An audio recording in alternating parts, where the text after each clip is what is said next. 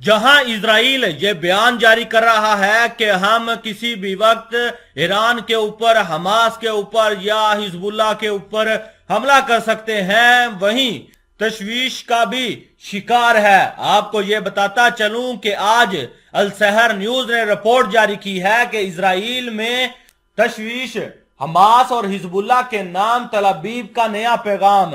सहूनी हुकूमत ने गजा और लबनान की मुजाहमती तहरीकों को अपनी दाखिली नाजुक सियासी सूरत हाल के बारे में तफ्शीश की वजह से पैगामात भेजने शुरू कर दिए हैं। मकबूजा फलस्तीन के बाद मीडिया चैनल सहूनी हुकूमत की काबीना की खबरें नशर कर रहे हैं, जो कि बिंजामिन नेतन्याहू की काबीना के सियासी तहफ़्फ़ुज़ के हवाले से तफ्शीश और बेचैनी की तरफ इशारा करते हैं। अपने मुतनाज़िया इक़दामात और पॉलिसियों से दाखिली और गैर मुल्की मुखालफत और एहतजाज को भड़काने वाले नेतन्याहू की नई काबीना गैर मुल्की दुश्मन जैसे मसाइल उठाकर अंदरूनी इंतशार पर पर्दा डालने की कोशिश कर रही है। इसी सिलसिले में सहूनी हुकूमत की टेलीविजन चैनल 12 ने मंगल की शब काबीना के मुसलसल इजलासों के बारे में बताया ताकि इस हुकूमत बिलखसूस इसकी फौज की तैयारी की सतह में इजाफा किया जाए। चैनल 12 ने इतला दी है कि नेतन्याहू ने अब तक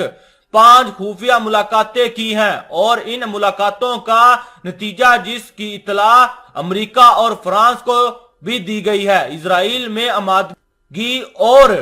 हाई अलर्ट की सतह पर इजाफा देखा गया है। इन मुलाकातों में हुकूमत की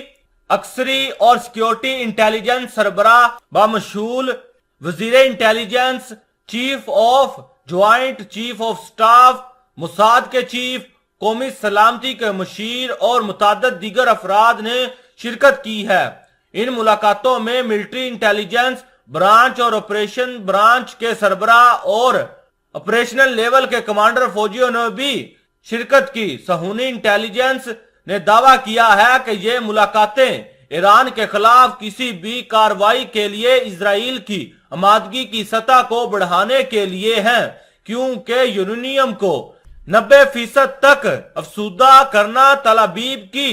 डेडलाइन है और आने वाले महीने असास और पचीदा हैं और इजराइल इन सारे इम्कानात के लिए तैयार हो रहा है। आपको ये मैं बता दूं कि इजराइल के वजीर आजम नेतन्याहू ऐसे वक्त में ये मीटिंगें कर रहे हैं जब ईरान ये बयान जारी कर रहा है कि हम किसी भी वक्त न्यूक्लियर हथियारों का टेस्ट कर सकते हैं या